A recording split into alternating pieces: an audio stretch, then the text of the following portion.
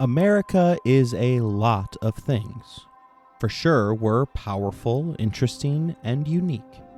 Our absurd defense spending, as much as the next 6 nations combined, our propensity to constantly involve ourselves in the affairs of other nations while ignoring the hypocrisy of our rage when other nations attempt the same to us, and the origins of our country and its founding is like no other nation on earth.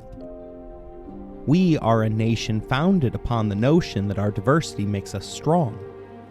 Kamala Harris, the nation's first female vice president, explains that our unity is our strength and our diversity is our power. We reject the myth of us versus them. We are in this together. While those words ring true to me, the study of American history, all the way to the present, tells a different story. It's one filled with long, grueling chapters that pit the white European settlers versus the collective other. A group that America still classifies by the designation of minority, despite the fact that the nation's white majority is quickly aging out. Documentary filmmaker Robert Allen Arthur puts forth the American ideal for us that cultural differences should not separate us from each other, but rather cultural diversity brings a collective strength that can benefit all of humanity. While I hope that his understanding of America is accurate, I know for a fact that it wasn't true in the past. Dr. King's dream for America stood in stark contrast to the lynchings, bomb threats, and overt acts of racism that were everyday occurrences in his world. 100 years earlier, the nation was literally torn apart during the Civil War. Transporting ourselves back another century saw our founding formed by the fire of revolution, one which saw our opponents benefit from our unwillingness to expand the inalienable rights to large groups of individuals who looked slightly different than our founding fathers. James Madison, our 4th president, would go on to privately admit to his fears of the English fermenting a slave revolt in his home state of Virginia, claiming that in truth, that is the only part in which this country is vulnerable, and if we should be subdued, we shall fall like Achilles by the hand of one that knows that secret. Madison intimately suspected that a nation formed upon the 2 original sins of genocide against the indigenous peoples and the enslavement of Africa's sons and daughters didn't yet value its diversity. Despite the booming voices of a small minority of holdouts today, the vast majority of Americans understand that our unity is our strength and our diversity is our power. But that isn't a new fact. Our diversity was always our power. The original settlers of this nation had a plethora of reasons to come to the shores of America. Each took great personal risk coming to a land that was absolutely alien to them. It was a world that introduced them to the first time not only to potatoes, turkey, and chocolate, but to Chagas disease, yaws, and a large variety of hostile peoples who had no plans to yield to the usurpers from across the sea. The dangers were real, with more than 60% of the original colonists of Jamestown dying in the first year. They didn't give up, though, making it absolutely fair to say that we are a nation built by hard work and a can-do attitude. But it is only fair to say such a thing if you are also willing to acknowledge that we are a nation built by migrant workers, indentured servants, and the enslaved. Our nation today may be the world's greatest example of a benevolent empire, but at its founding it was a nation literally built upon the backs of others. If we are exceptional today, it is largely because, in the words of Winston Churchill, Americans will always do the right thing, only after they've tried everything else.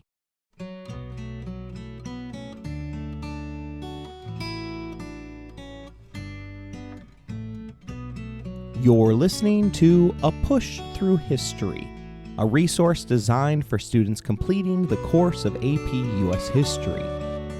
This episode covers Period 1, 1491 to 1607, the meeting of 3 peoples.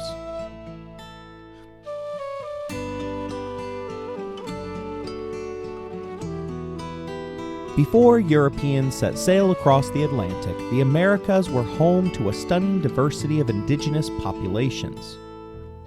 These societies ranged from the mighty empires of Mesoamerica and the Andes to the small, scattered communities of hunter-gatherers on the Great Plains and Pacific Coast. The indigenous peoples of the Americas were as varied as the landscapes they inhabited: dense forests, sprawling plains, towering mountains, and arid deserts. From the outset, it is critical to remove the stereotypical image of an indigenous person of the Americas. The teepee-toting, shirtless tomahawk scalpers atop their war horses is a fictional work of dime novels from the mid-19th century. Dartmouth libraries call the dime novel one of the first forms of mass culture in the United States. The Western adventure story dominated the dime novel industry in the 1860s and 1870s. Tales of the frontier, wherever it was, upstate New York, the Great Plains, or the California Gold Country, helped to define a mythical American identity. Come see these books for the millions that justified Western expansion with mail-order myths of violent transgressions, passionate romances, and thrilling rescues. These were the origins of the racist stereotypes that would one day excite a young Adolf Hitler partaking in his favorite childhood game of cowboys versus Indians. Instead, let's start off by imagining a vibrant continent teeming with life. Around 60 million people lived in the Americas before European contact, including approximately 7 million north of Mexico. It wasn't just life, however, as these tribes were uniquely interconnected, settling their differences through diplomacy, trade, as well as warfare without any overly complicated bureaucracy or supreme judicial system. These societies had developed over thousands of years, with the first Americans crossing the Trans-Siberian land bridge between 13,000 and 3000 BCE. Later waves of migration brought the ancestors of the Navajos, Apache, Inuit, and Algonquin peoples across the narrow straits from Asia. Although they haven't been proven by fact yet, many historians suspect that South America was also visited by Polynesians from the west, as well as holding out for the possibility that Africans headed by Mansa Musa's predecessor in the east made it to their shores. As these diverse people spread across the continent, they adapted to a variety of environments, developing unique cultures and societies. One that would extend to 30 generations without interference from the so-called civilized worlds of Europe, Africa, and Asia. Around 6000 BCE, some groups began domesticating crops, most notably maize, which became the foundation of many Mesoamerican civilizations. The feat is incredibly remarkable as modern-day scientists to this day remain perplexed as to how the native peoples of America altered the crop to fit humanity's needs. This region, home to the Aztecs and Maya, boasted highly productive agriculture, producing higher yields per acre than the staple crops of Europe. By the time the Europeans arrived, Mesoamerica was rivaling the greatest empires in the world, with the Aztec capital of Tenochtitlan housing a population of 250,000, far exceeding that of contemporary London or Seville. Further south, the Incas of the Andes maintained a vast empire of about 12 million people. With storehouses for times of famine and a network of roads and terraces carved into mountains, the Incas demonstrated an impressive level of organization and resilience that left them unquestionably atop the South American food chain. Their exquisite bureaucracy oversaw the cyclical planting and harvesting of the three sisters, corn, bean, and squash, which nurtured each other like a family when they were planted together.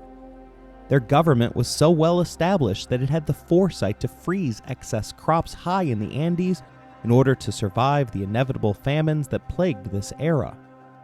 No other government on the planet managed to create such an effective system to maintain its social contract with its people.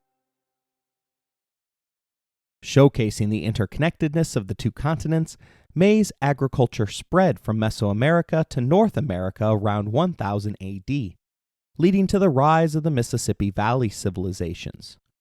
The city of Chahorka, for example, had a population that exceeded 10,000, and possibly as many as 30,000 when including surrounding areas. It featured more than 120 mounds within a 6-square-mile area, serving as the center for trade, religion, and political power. When Europeans appeared on their doorstep looking for trade, they were more than ready to deal with this new stock of foreign traders. After all, anything that could benefit society was worth considering.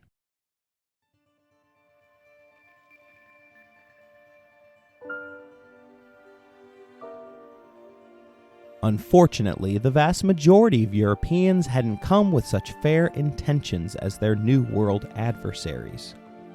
While the Americas flourished with vibrant indigenous cultures, Europe was undergoing a transformation of its own. By the 15th century, after the devastation of the Black Death, Europe's populace was finally rebounding. And with this resurgence came a renewed spirit of exploration and conquest. Several factors converged to encourage Europeans to set sail into the unknown. The rise of stable monarchies, advances in navigation and shipbuilding, like the development of the caravel, and a renewed zeal for wealth, power, and religious expansion all played a part. Europe had set its sight upon the Spice Islands of Southeast Asia. The Crusades had connected the Europeans to the Far East, which had long traded with the Muslim empires of the Middle East. Venice, the city-state turned global superpower, held monopoly over the spice trade, one which Portugal looked to undercut by sending ships to circumnavigate Africa. As was the case in the Americas, Portugal's captains sailed with malevolent intent, securing their place atop the lucrative trade in spices after Vasco da Gama ambushed the Arab fleets that he encountered. Their success, securing massive profits in excess of 60 times the cost of the voyage, inspired a wave of explorers hoping to replicate or surpass da Gama's accomplishment. One such pivotal exploration came good in April 1493, when Christopher Columbus returned to Spain from his first voyage to the New World. He brought with him 6 indigenous people, parrots, samples of gold, and other exotic items that Europe had never before seen. These items and people were the first symbols of what would come to be known as the Columbian Exchange, a vast transfer of plants, animals, people, and ideas between the Americas and Europe. During his brief stay in the Americas, Columbus and his men baptized the 6 natives, beginning a process of forced religious conversion that would continue for centuries. Columbus's voyages, like most European explorers of the era, were driven by the 3 G's, the desire for gold, glory, and God. The Italian turned Spaniard put everything that you needed to know about the intentions of the Europeans into his first letter to his monarchs Isabella and Ferdinand. Columbus told his lieges that the native Taino Indians would, quote, willingly trade everything they owned, could easily be converted to Christians, and by account of their complete lack of weaponry, would make excellent servants, a term which was nearly synonymous with slave for the mariner, a fact that is best shown by the inclusion of the line, "With 50 men we could subjugate them all and make them do whatever we wanted."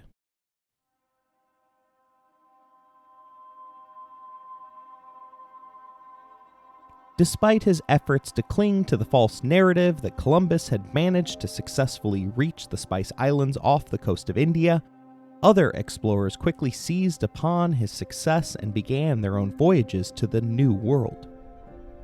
Although they all chased the dream of getting rich quickly, circumstances quickly determined winners and losers. Hernán Cortés, a troubled youth born to poverty, clung to his distinguished ancestry in hopes that he could one day restore his family name. After hearing of the voyages of Columbus, he quit law school and bought a one-way ticket to Santo Domingo, present-day Haiti. Having arrived late to the party, he soon realized that the plot of land he had purchased was never going to produce the generational wealth that he had dreamt of. No matter how hard he worked the indigenous men who had been enslaved for that exact purpose.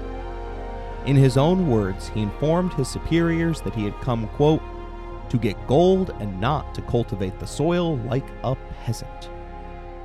His chance arrived when he illegally hijacked a squad of conquistadors and set out to make his fortune by destroying the Aztec Empire.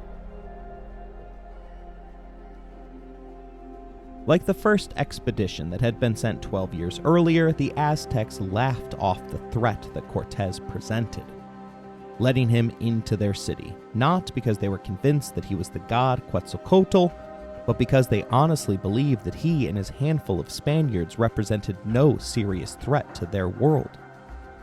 But after having been repulsed from their capital city, smallpox did the work that his men-at-arms couldn't, devastating the empire and setting off a chain of events which allowed Cortez and his indigenous allies to bring the Aztecs to their knees. This isn't to say that the task was easy. The fighting was so intense that Cortez had to abandon his dream of handing over the city to the Spanish king, instead watching it burn from afar. The fallen emperor's final recorded words were a curse upon Cortez, proclaiming that now I understand your false promises and the kind of death you have in store for me, for you are killing me unjustly. May God demand justice from you as it was taken from me when I entrusted myself to you in my city of Tenochtitlan. That is the most common regret among the native leaders who sheltered, fed, and taught the new men and women that came upon their shores. Universally, they assisted the Europeans. Their help came from the fact that they were good human beings, as well as the mistaken belief that such a small number of early colonists represented no threat to their way of life. They unfortunately misunderstood Europe's intentions, as well as their insatiable desire to accumulate wealth. In the spring of 1540, another Spanish explorer, one who bore the title of conquistador, Hernando de Soto, ventured into what is now South Carolina. There he encountered the Lady of Cochiqua, a powerful indigenous leader who presented him with gifts of corn and pearls, and voluntarily showed him a large temple used as a storehouse for weapons and treasure. It was yet another example that although spices were nowhere to be found, the new land was full of valuables ready to be seized by those who were willing to take the initiative. However, De Soto's arrival came in the wake of an epidemic that had devastated her people. It was smallpox, a disease which had likely gained a foothold in the New World from another encounter between the Old and New World, one which the lady had no knowledge of.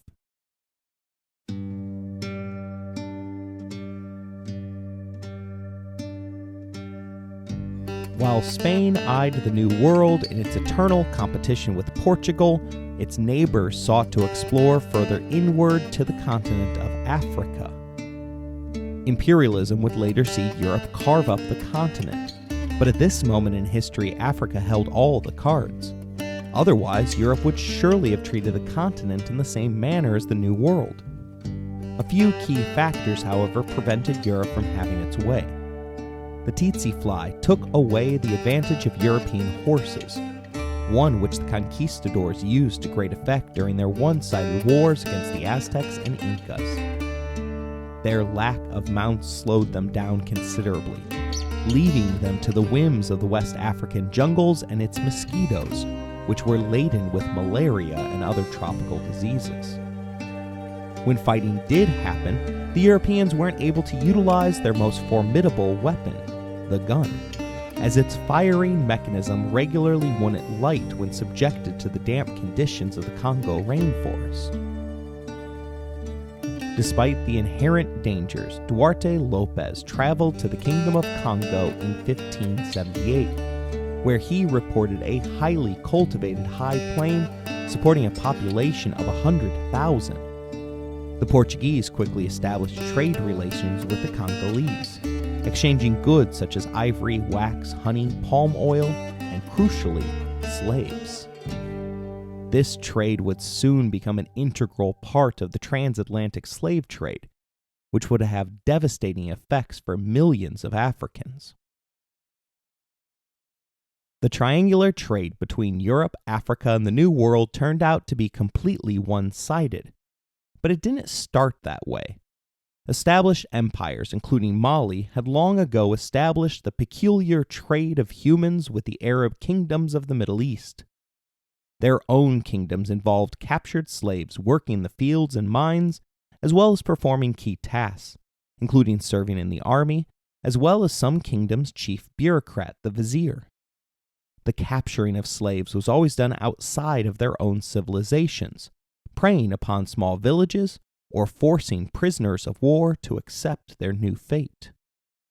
Africa was such a diverse land that traveling a mere 7 or 8 hours meant that you were in an entirely different world, one whose food, customs, gods, and language were all foreign to you. Those that wished to escape merely risked running afoul of the slavers that roamed the countryside, working to dehumanize their captives before they reached their final destination. Unlike in the Americas, however, African slavery was temporary. Once kinship was established, the slave was freed in order to join the society as a full member. In other words, it was purgatory. The settlers of the New World, intent to maximize their profit, didn't see it in the same way. Soon, millions of Africans would be forced across the Middle Passage, literally bound on an inescapable one-way trip to hell.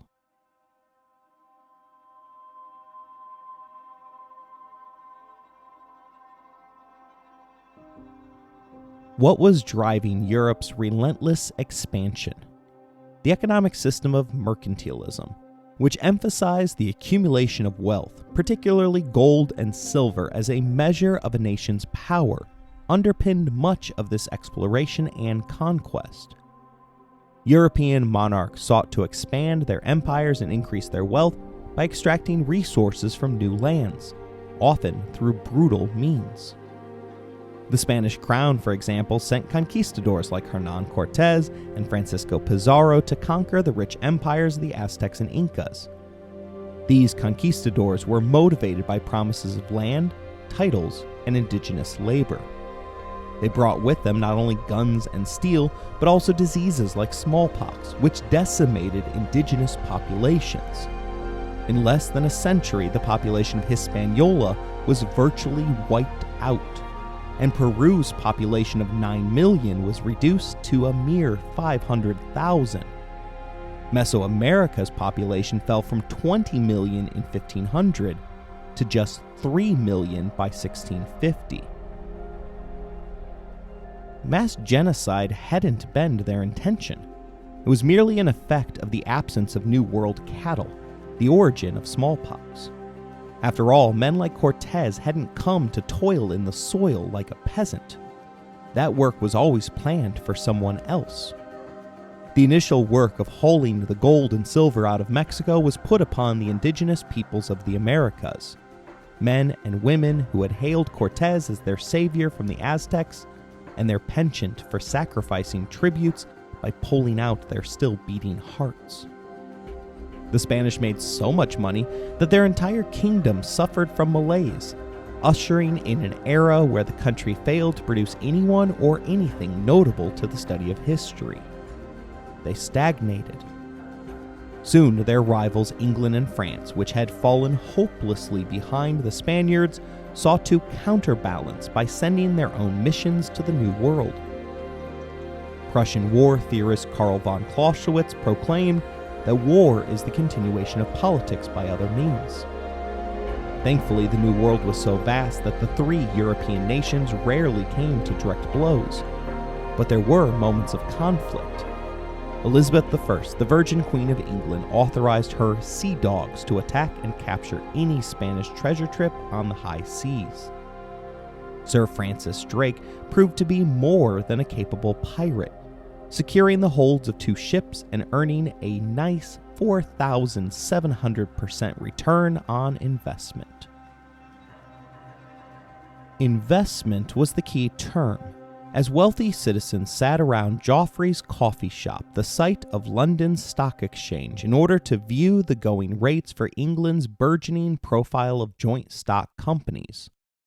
Although England's government is responsible for a number of tragic encounters throughout the world, the following quote rings true for the New World, as it is the folly of too many to mistake the echo of a London coffee house for the voice of a kingdom. It is fair to say that profits drove nearly every decision made by the newcomers to the Americas. That goes for both settlers and nations. Having completed their initial conquests, European powers began to formalize their colonies in the Americas. 3 distinct types of colonies emerged: tribute, plantation, and Neo-European colonies.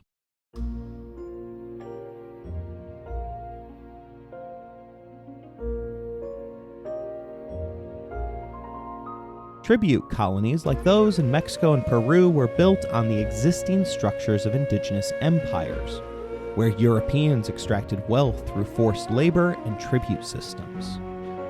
Plantation colonies, particularly in the Caribbean and Brazil, focused on a large-scale agriculture, relying heavily on enslaved labor to cultivate cash crops like sugar and tobacco, colloquially known as white and brown gold. It would be these areas that imported the most slaves from West Africa.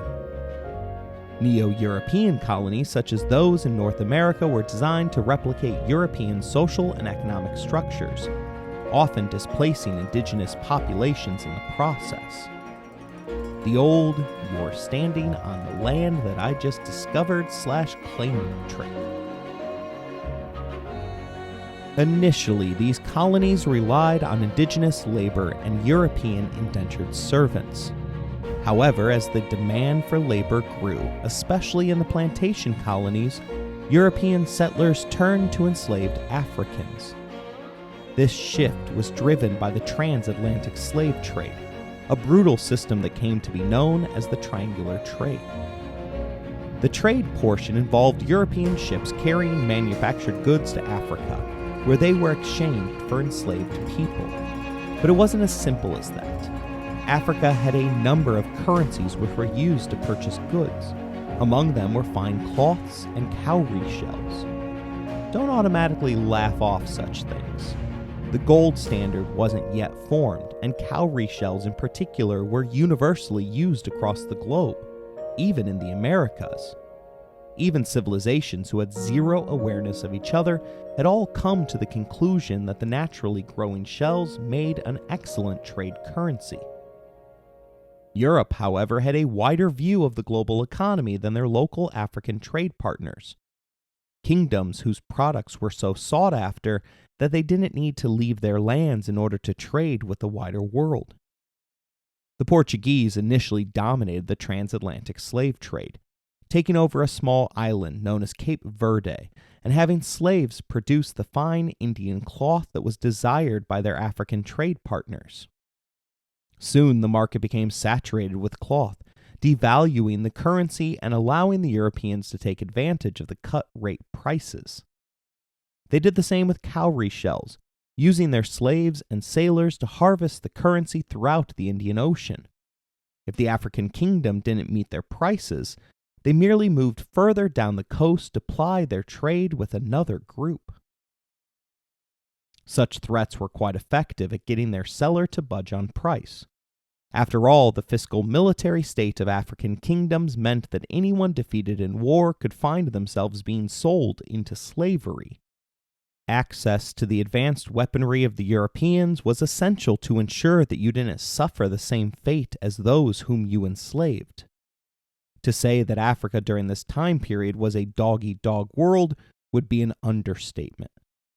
European slavers played African big men off of each other in order to enrich themselves, creating a dependence that resulted in one gold-rich African kingdom importing more gold from Mexico just to ensure that the European ships would stop in his port.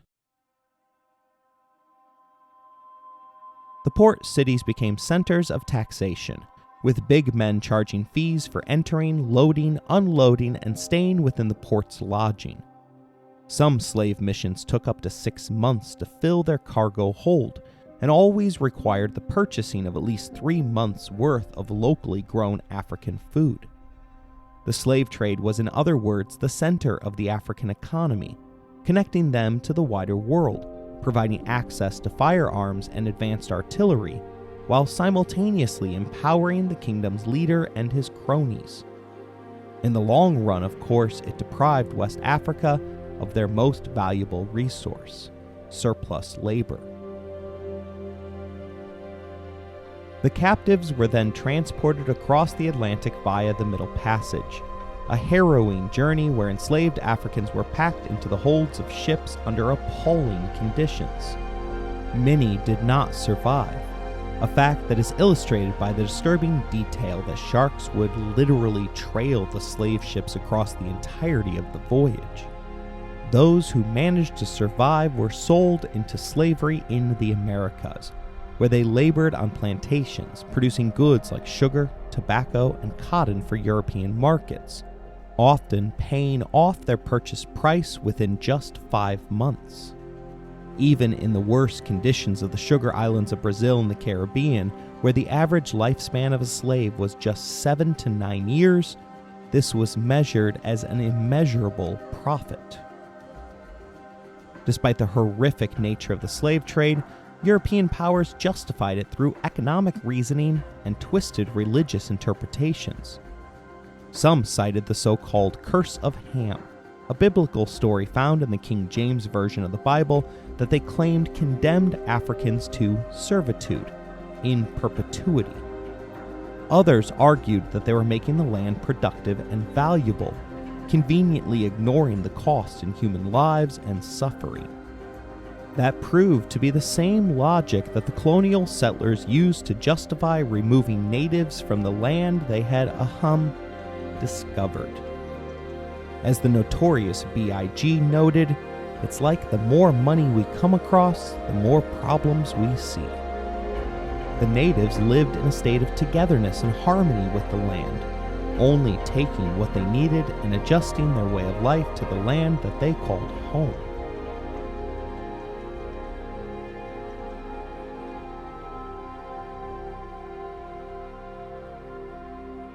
For instance, the indigenous peoples of Kentucky lived within the hills, while the peoples of Michigan built great log houses from their forests.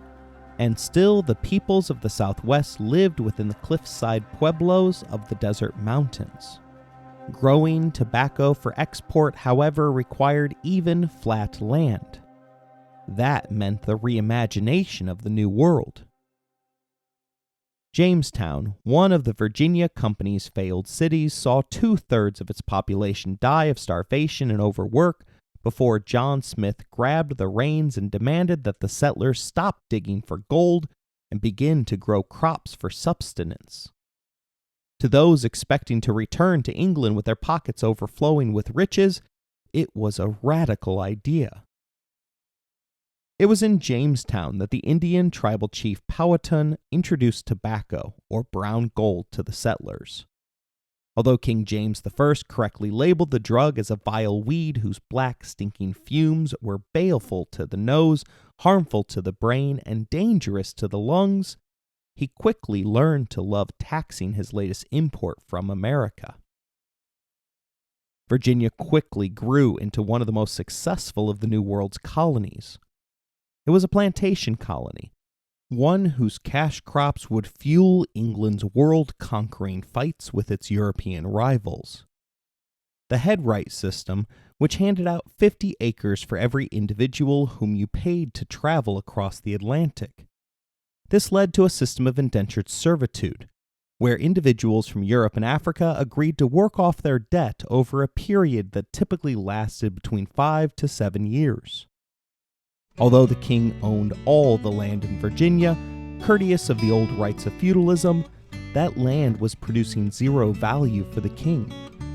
In what had to be the greatest economic trick ever played, the King of England doled out huge tracts of land to wealthy colonists who utilized their indentured servants to make the land profitable and eventually taxable by the King of England. While most wealthy families sat on their generational privilege and remained safely in England, the few wealthy families that came to America often ended up in Virginia, paying for enough servants that they accumulated enough land to ensure that their descendants were well taken care of. Knowing that, it's easy to understand why 4 of our first 5 presidents hailed from Virginia. They weren't the only ones that benefited from favorable land ownership laws. Another holdover of feudalism saw the King of Spain hand out massive fiefdoms to men who had served them well, men like Hernan Cortez. The mission was the same: turn unprofitable land into land that could be taxed. The encomienda system, as it was known, resulted in the virtual enslavement of the indigenous peoples of America throughout Latin America, the Southwest, and the coast of California. The system, which was rife with abuse, intended for the Spanish settlers to protect, care for, and Christianize the Indians. It required the locals to work for a small period of time for their overseers/protectors. In reality, however, the Spanish settlers forced long labor, didn't pay their workers, failed to protect the Indians, and seized more of their land while the natives died from diseases and harsh living and working conditions. The colonizers that usually get off light regarding this are the French. But they weren't saints either. They claimed a vast swath of land ranging from Louisiana at the mouth of the river to most of the eastern half of Canada. They had intended to turn Canada into a plantation colony, but quickly found out that the frozen tundra of the north was far too cold to ever extract a profit out of. They quickly immersed themselves in the fur trade, taking advantage of high profit margins in the extraction of furs from native hunters and then transmitting them via the circumnavigation of Africa to China. One of the reasons that the French were so obsessed with the fabled Northwest Passage, a water route across the continent of North America, was their obsession with maximizing their profits in regard to China's insatiable appetite for furs.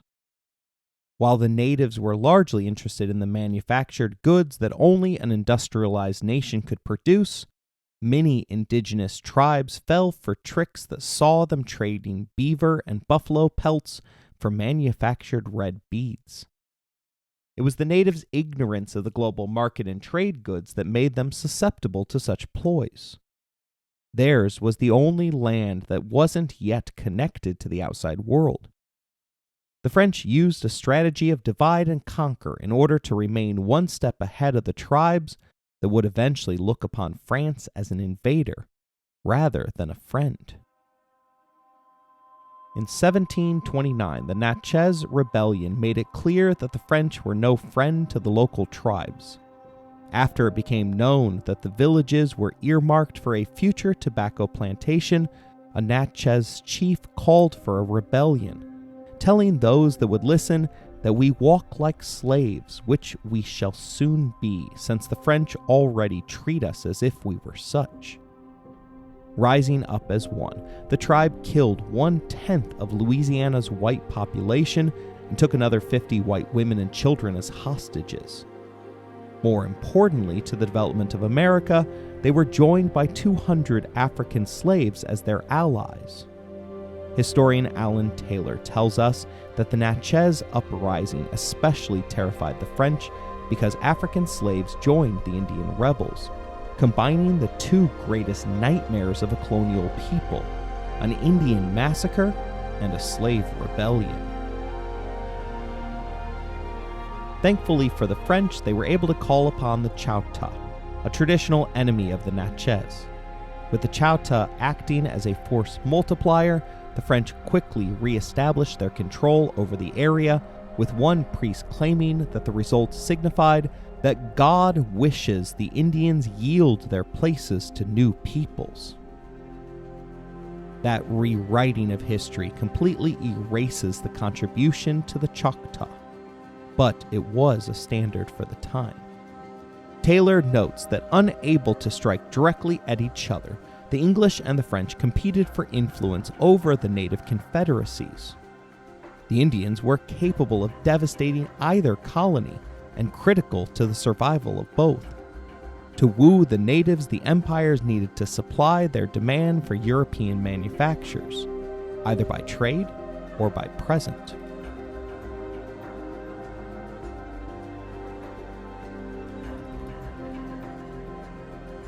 There were other instances of rebellion that revealed the powder keg beneath the New World.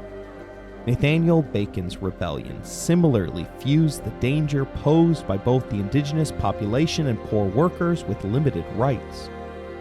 In this instance, it was former indentured servants rather than slaves that caused the fear.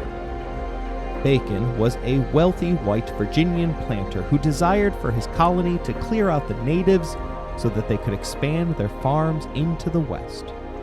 His relative, William Berkeley, the sitting governor of Virginia, feared that such an action would cause the native tribes to unite, a consequence that more than a few thought might result in the complete destruction of the colony. Again, divide and conquer had been the name of the game at this point in time.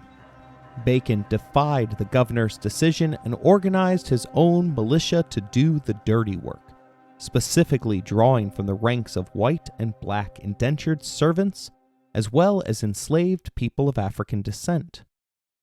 Rather than being forced to participate in the violence against natives, these individuals were promised their freedom in exchange for their cooperation. Having thus assembled a militia, Bacon turned it against the governor, who had declared it an illegal action. He managed to capture Jamestown, burning it to the ground in the process.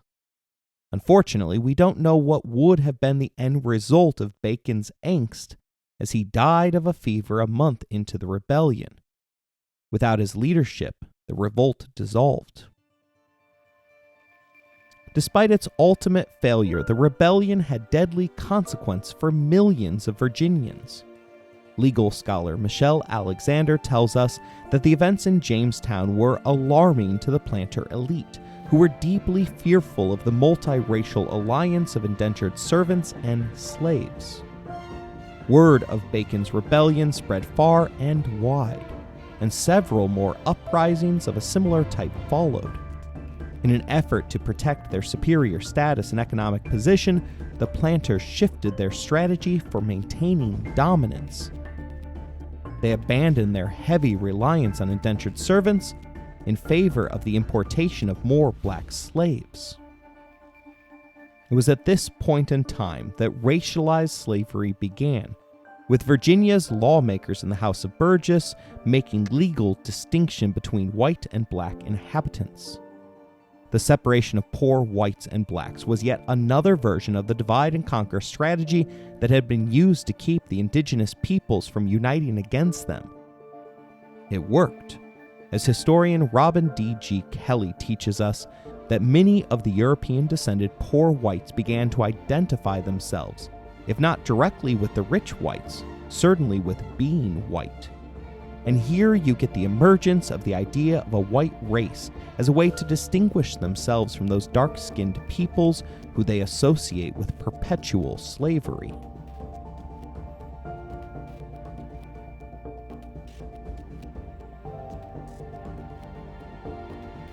Slavery was the key to unlocking the inherent wealth within tribute and plantation colonies. But there were colonists who came over without the desire to enrich themselves. The third type of colonial effort can be referred to as Neo-Europes, groups which hoped to recreate the European world that they had known, with a couple of twists. The Puritans of New England and the Quakers of Pennsylvania are perhaps the greatest examples of such a people. Each came over in part to escape English repression of their faith. Queen Elizabeth had firmly established the Anglican Church of England, leading a number of Catholic and Protestants to flee the country in search of religious freedom. These individuals differed from other colonizers in the fact that they brought over relatively even numbers of men and women, as well as religious leaders who acted as the national conscience of the community. As you will see, though, having a conscience doesn't mean that they treated the indigenous peoples with the respect that they deserved. John Winthrop of the Massachusetts Bay Colony sought to make his section of America a shining city on a hill, an example for everyone to look upon regarding how civilization ought to be. Such moral reasoning exists today among the proponents of the idea of American exceptionalism. In the 1980s, President Ronald Reagan would reaffirm this ideal by proclaiming that America is and always will be a shining city on a hill. Allowed to practice their faith without interference, the communities quickly grew in population, drawing them into conflicts with the indigenous peoples as well as each other. In Salem, for instance, a couple of girls began to accuse others of witchcraft. While it seems absurd today, keep in mind that the community's residents 100% believed in the power of God to create miracles on earth. Believing that meant that it wasn't too far of a gulf to believe that the devil had similar powers among his followers. Over the course of a year, 19 men, women, and children were executed by hanging. Among them was Dorothy Good, a young girl of the tender age of 4 or 5. While such punishments may be harsh, the Puritans of New England had based all of their laws upon the Bible, whose Old Testament was particularly draconian. Metacomb, a tribal chief in New England, decided to rebel against the Puritans of Plymouth Colony. Initially supporting the colonists, King Philip, as he was known to the locals, decided to turn upon them when he realized that the new settlers intended to steal all of his land from his people. The Puritans' racial viewpoints had hardened by the second generation, with some, like Minister Increase Mather, believing that they were a subspecies of humans. Because natives didn't own individual plots of land, the colony's treaties with chiefs were viewed with suspicion. Soon they came to believe that it was in the Indians' nature to be deceitful, and war subsequently followed. The Mayflower 400 organization writes that the United Tribes came up against the biggest army the colonial leaders could muster. They fought in coalition with other tribes. The war is seen as a final attempt to drive out the colonists and is considered the deadliest war America has ever seen. The colonist army burned villages as they went, killing women and children. The war decimated the Nagasett, Wampapog, and many smaller tribes, paving the way for additional English settlements. Thousands were killed, wounded, or captured and sold into slavery or indentured servitude. Decades after the Wampanoag helped the English survive in their lands, they were now enslaved by those very people. For his own part in the uprising, Metacom was hanged, beheaded, drawn, and if that wasn't enough, quartered. His head was placed atop a spike and displayed openly in Plymouth Colony for the next 20 years. The colonists had established a beachhead and weren't willing to give up their new homes. Diseases, which killed 90% of all Native Americans, decimated their numbers to such an extent that the natives lost their upper hand, the realization of which came far too late to do anything about their new overlords. Powhatan, the chief who married his favorite daughter Pocahontas to one of the settlers, asked out loud, "Why should you take by force that which you can have by love? Why should you destroy us, who have provided you with food? What can you get by war?" The answer, of course, was wealth. The depopulation of the land's natives opened the way for settlers to make the land profitable for its owners. Tribal ways of life which typically respected nature and avoided excess, were incompatible with European ideas of exploitation. Here in New England, at least, you had individuals who were willing to put down roots and work themselves in order to make the land able to support them. Yet their religious belief that identified them as God's chosen people necessitated either converting outsiders or removing them before their ideas became fodder for corrupting their youth. The Puritans came to avoid being persecuted for their religious beliefs. That didn't stop them from persecuting others. Roger Williams, the founder of Rhode Island, was a Puritan minister and theologian.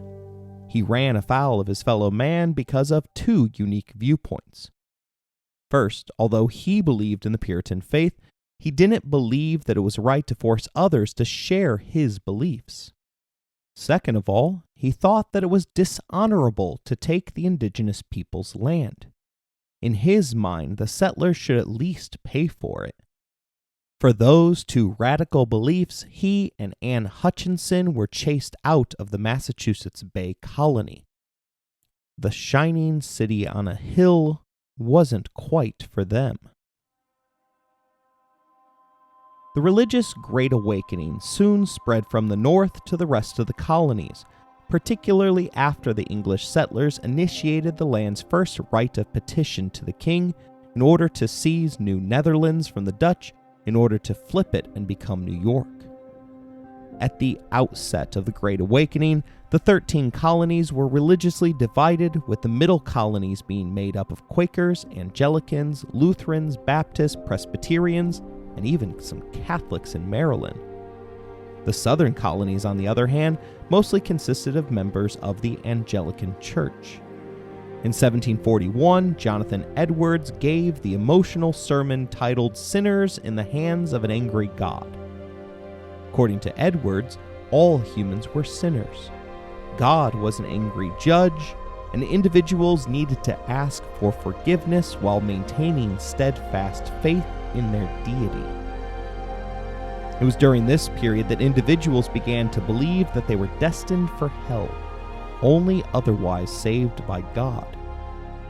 The relationship, however, was quite personal, allowing individuals to make a connection with God without going through the conduit of a minister.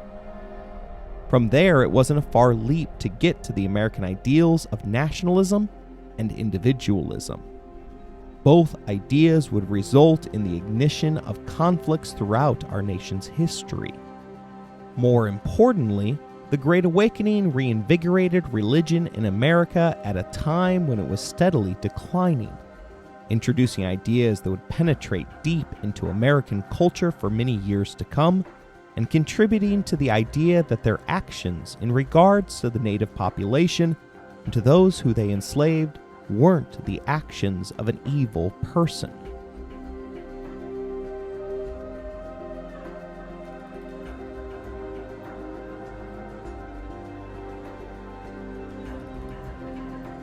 While we are looking with the gift of hindsight, their actions are a difficult thing to defend, particularly after the 1739 Stono Rebellion in South Carolina, then the largest slave uprising in the British colonies. A group of enslaved Africans, led by a man named Jemmy, seized weapons and attempted to march towards Spanish-held Florida, which had issued a proclamation that suggested that freedom would be found within their New World lands. Slave owners had a healthy fear of those that they oppressed, but rather than improving their living and working conditions, masters doubled down on oppression, believing that only violence and terror could deter a deadly uprising, much in the way that the Puritans of Plymouth Colony believed that the displaying of the decaying head of Metacomb would warn off any Native American from picking up arms against them. In mid-August, the government of Charleston announced a new Security Act, which required that all white men carry firearms to church on Sundays. Why then? That had been the one time whites were known to not carry weapons, and was a time where their slaves were allowed to work for their own benefit. Perhaps realizing that there would soon be no window where the whites eschewed firearms, 20 slaves robbed a gun shop, killing both employees. They then went out of their way to target one man's house, presumably one of the more vicious slave owners among the community, before turning south towards the Florida border. Proving that they were more interested in justice than retribution, they avoided killing the innkeeper at Wallace's Tavern, as one among the band of rebels knew that he had always been kind to his slaves. They weren't so kind to the next 6 houses that they encountered, however. After 10 miles of marching and having killed between 20 to 25 whites, the group stopped nearby the Edisto River. It was there that the white militia caught up to them, capturing most of the runaways over the next 6 months, executing nearly all of them. But it wasn't enough to send a message to the rebels.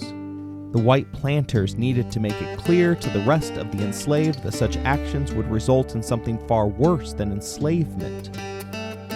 Thus, they cut off the rebels' heads and placed them on posts, one every mile. For those who had initially escaped into the forest, the white militia hired Indian bounty hunters to return with the heads. The act of rebellion ensured the passage of a series of laws which made it illegal for slaves to be allowed to grow their own food, assemble in groups, earn their own money, or learn to read. Each act made it more difficult for future slave rebellions. A group that looked to rebel wouldn't be able to store up food in advance, talk to nearby groups in order to know if they would join in an uprising, or have means to bribe their way through a difficult situation.